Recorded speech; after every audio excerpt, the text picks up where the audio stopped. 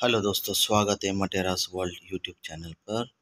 दोस्तों, आज पूरी दुनिया में लोग ईस्टर का त्यौहार मना रहे हैं। ईस्टर पर विशेष तौर से कैथोलिक चर्च में और अन्य डिनोमिनेशंस में भी प्रार्थना सभा का आयोजन होता है। दोस्तों, हर वर्ष गुड फ्राइडे के नेक्स्ट डे यानी कि सैटरडे को ईस्टर विजिल के लिए लोग चर्च में इकट्ठा होते हैं और प्रेयर करते हैं। तो दोस्तों, आज मैं बताता हूँ कि ईस्टर क्या होता है, कैसे कैथोलिक लोग ईस्टर का त्यौहार या पास का पर्व मनाते हैं। तो दोस्तों, सबसे पहले फादर और अन्य गण चर्च के बाहर एकत्रित होते हैं। वहाँ पर एक नई आग जलाई जाती है और सबसे पहली विधि होती है service of light. Service of light या सर्विस ऑफ फायर में नई आग को जलाया जाता है तथा उससे पास्का की मोमबत्ती को जलाया जाता है। आप देख सकते हैं इस फोटो में भी पुरोहित पास्का की मोमबत्ती लेकर खड़े हैं और नई आग जलाई गई है। नई आग जलाने के बाद दोस्तों, पास्का की मोमबत्ती को उससे जलाया जाता है और प्रेयर होती है। उसके बाद आप देख सकते हैं कि जो सेंसर है या जिसको थ्योरिबल कहते हैं, जो कि इंसेंस के लिए चर्च में काम आता है, उसमें भी ये पवित्र आग या कोयलों को डाला जाता है। जैसा कि आप पिक्चर में देख सकते हैं, सारे लोग इकट्ठा हैं और ये सर्विस ऑफ लाइट विधि चल रही है। उसके बाद दोस्तों, लोग अपनी मोमबत्तियां जलाते हैं उस पवित्र आग से और चर्च की तरफ बढ़ते हैं। वहाँ पर पुरोहित चर्च के बाहर मेन गेट पर रुकते हैं और लोगों से कहते हैं, देखिए क्रिस्त की ज्योति। और लोगों का जवाब होता है, क्रिस्त को धन्यवाद। दोस्तों, उसके बाद पुरोहित अंदर चर्च में जाते हैं और चर्च के बीच में सेंटर में खड़े होकर के फिर से दोहराते हैं। उसके बाद लोगों का वही जवाब होता है। फिर पुरोहित वेदी तक पहुंचते हैं और वहां से यही वापस दोहराते हैं कि देखिए क्रिस्त की ज्योति, और लोगों का जवाब होता है, क्रिस्त को धन्यवाद। दोस्तों, ये थी पास्का पर्व की, पास्का जागरण की पहली विधि। इसके बाद दोस्तों, दूसरी विधि स्टार्ट होती है। इस दूसरी विधि में लोग धार्मिक लोगों द्वारा पाठ पढ़ाए पढ़ा जाता है। पास्का जागरण की दूसरी विधि में 9 पाठ पढ़े जाते हैं, जिसमें से 8 पाठ जो हैं लोगों द्वारा पवित्र बाइबल में से पढ़े जाते हैं, 7 पुराने विधान में से तथा 2 पाठ नए विधान में से पढ़े जाते हैं। उसमें से एक पुरोहित पढ़ते हैं। उसके बाद पुरोहित अपनी होमिली देते हैं, उपदेश देते हैं लोगों को। पास्का जागरण और यीशु मसीह के जो जी उठने का संदेश है, उसके महत्व के बारे में बताते हैं। दोस्तों, पुरोहित के उपदेश के बाद बैप्टिज्मल प्रॉमिस रिन्यूअल की विधि होती है, जिसमें धार्मिक लोग बपतिस्मा में लिए गए अपने प्रॉमिस को, वादा को रिन्यू करते हैं। वो पुरोहित के पीछे दोहराते हैं अपने किए हुए वादों को। उसके बाद पुरोहित पवित्र जल की आशीष देते हैं, जो कि आशीष पानी कहलाता है। दोस्तों, ये आशीष पानी बीमारों के काम आता है। जब कभी कोई बीमार होता है, रोगी होता है, तो उसको ये आशीष पानी पिलाया जाता है तथा उस पर छिड़का भी जाता है। दोस्तों, अंतिम और चौथी विधि है यूकरिस्टिक समारोह।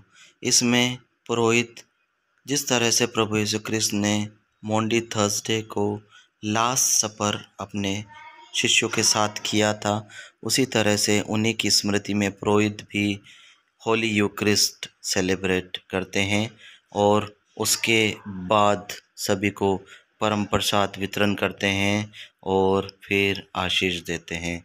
तो बने रहिए दोस्तों मेरे साथ, देखते रहिए मटेरास वर्ल्ड।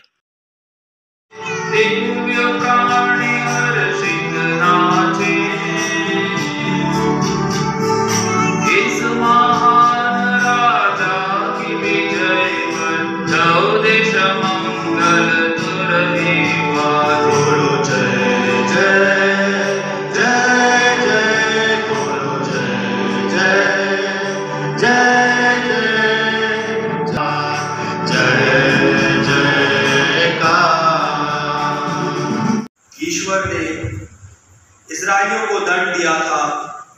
वे समझ रहे थे कि ईश्वर ने उन्हें त्याग दिया है, इसलिए ईश्वर नबी ईसायाह द्वारा यह विश्वास दिलाता है कि हे यरूशलेम, चाहे पहाड़ टल जाए और पहाड़ियां डामाडोल हो जाए, किंतु तेरे प्रति मेरा प्रेम नहीं टल जाएगा।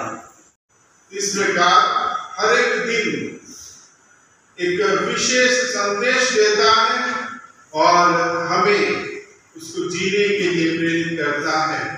इस प्रकार से कहा गया है कि माउंट कैलवरी, जो कलवरी पहाड़ पर प्रभु यीशु ने अपना बलिदान किया, वहां से हम प्रेम के विषय में सीखते हैं। वहां पर प्रेम की पराकाष्ठा को हम देखते हैं। प्रभु यीशु क्रूस पर चढ़ाए गए हैं और ईस्टर के दिन हम जीवन के विषय में सीखते हैं और पवित्र शनिवार को हम किस प्रकार से शांतिपूर्ण ढंग से हम ईश्वर को महसूस कर सकते हैं, वो हम सीखते हैं।